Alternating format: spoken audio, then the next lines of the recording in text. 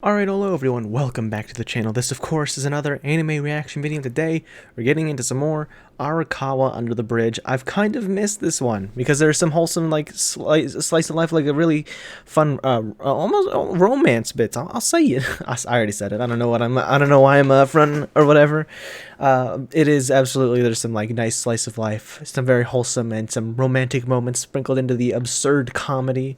But I've been kind of missing, the absurd comedy, And what's so weird is that is because of the place it takes in, it feels sort of fresh. I mean, obviously we've had absurd comedy. Gintama's got some absurd comedy in it, but for some reason, like this one is just like straight up, like all the time, like non-stop, absurd comedy. Sometimes Gintama has a bit more, not necessarily realistic comedy, but sometimes there's a bit more there's a lot more referential comedy. Obviously there doesn't rely on it too much, but the point is I miss the kind of comedy that Arakawa brings, you know what I mean? It's been a little while, so I'm excited to get into some more. As always, links down in the description below. As always, links down in the description below to either pitch, shoot, or pixel tray and follow. Either of those links, you can go watch the full-length, uncut reaction, and then you can come back to YouTube for the discussion. So, without further ado, let's get started with episode 5 of Arakawa Under the Bridge. Okay, so yeah, as I was saying earlier in the video, I was definitely really missing this kind of the show. Arakawa's ceaseless, absurd, like, humor will always be my favorite. So, this episode was really interesting because, for one thing, we got a bit more, character development. Like, we're getting a little bit more look into some of the other residents, which was what I was hoping for. Obviously recruiting Nino is great, but knowing that Sister has a thing for Maria, it's an interesting turn I wasn't really expecting, especially because Maria, whether on purpose or not, seemingly on purpose because she always has to, like, hold in her laughter while she fucks with people. But the fact that Sister has has an interest in her, so to speak, is it's an interesting turn I wasn't expecting, especially because all the time Maria seems to be accusing Sister of being a pedo lolicon type of guy. Mostly, I assume, because of what he's wearing, dressing up as a nun and whatever. Pico's pretty funny.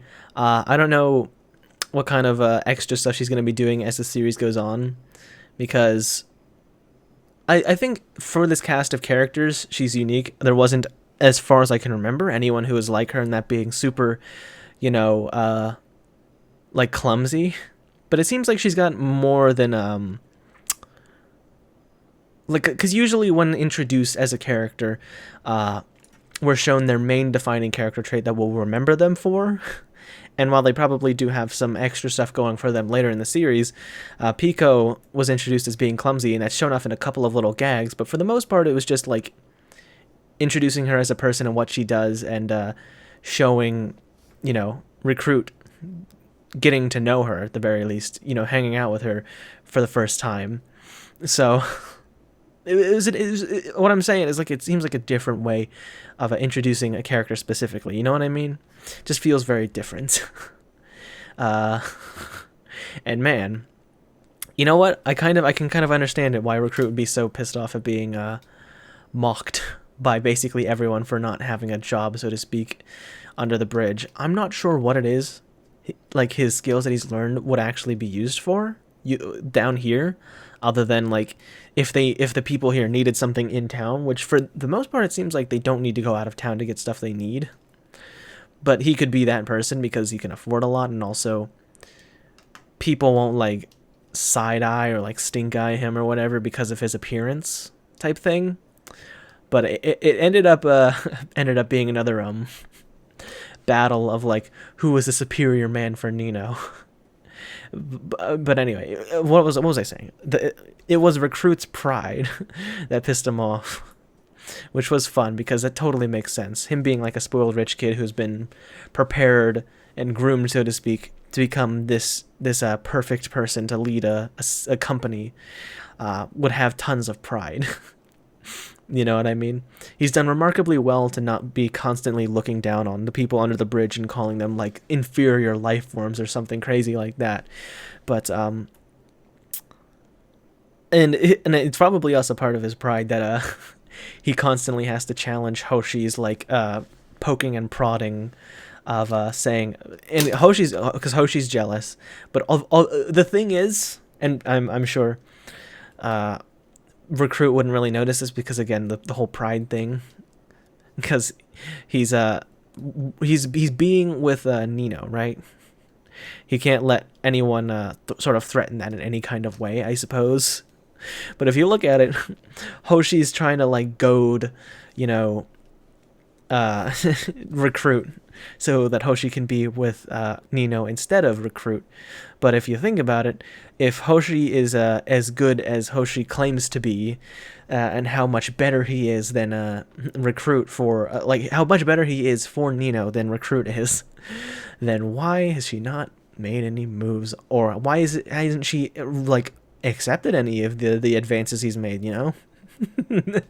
If you're really as great as if ladies if specifically Nino is into musicians as much as you say they are, and if you're as great a musician as you claim to be, then then why did she almost like immediately pick Recruit once they first met, even though you've spent more time with her? He's trying his best, I'll give him that, but it doesn't seem like it worked out. It seems like a case of like him assuming that he'll have all the time in the future because no one else is going to try anything.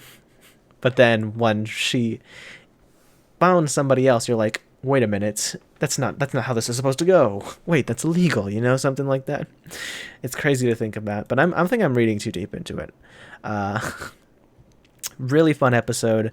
I especially enjoyed the special Maria OP, just because the song was catchy, the lyrics were kind of brutal, not gonna lie, and the animation was especially interesting because I think it looks really good. I can kind of tell a little bit that it looks a bit CG or 3D, and it still looks great. It blends in pretty well. Looks pretty 2D with the style they were going for and how they executed things, you know. Because I could only barely realize it was a 3D, but it looked great. So, mwah. Chef's kiss. It was a great episode. So don't know if I'm gonna watch the next episode, but if I don't, thank you very much for watching all the way to this point. If you enjoyed this video, make sure to hit that like button, subscribe, and hit that notification bell so you don't miss a single upload in the future. Thank you once again for watching. Peace.